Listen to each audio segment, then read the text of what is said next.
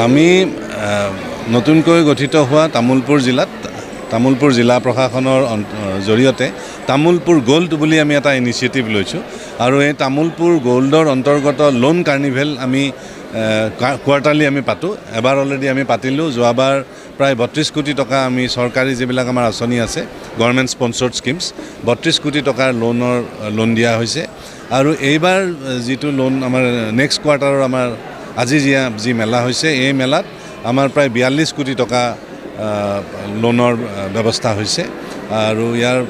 প্ৰায় সংখ্যক লোনেই হ'ল আমাৰ এছ.জি. ASRLMৰ আছে, আমাৰ ইণ্ডিভিজুৱেল লোন আছে, PM-FME আছে, PM সূৰ্যাঘৰ আছে, মুদ্ৰা লোন আছে, আমাৰ কৃষিৰ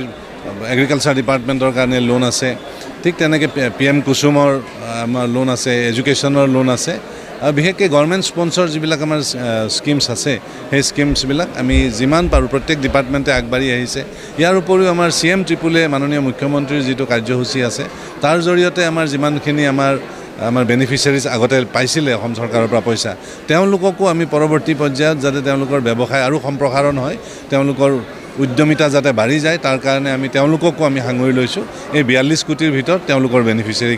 কিছু পৰিমাণে যোগ হৈ আছে আৰু বাকীখিনি আমি বাকী যিসকল CM AAA আছে তেওঁলোকৰ লগতো আমি যোগাযোগ কৰিছোঁ যাতে তেওঁলোকৰখিনিও আমি বেংকৰ জৰিয়তে আমি আৰু লোন দিব পাৰোঁ, PM-FME হওক বা মুদ্ৰা লোনেই হওক বিভিন্ন ক্ষেত্ৰত।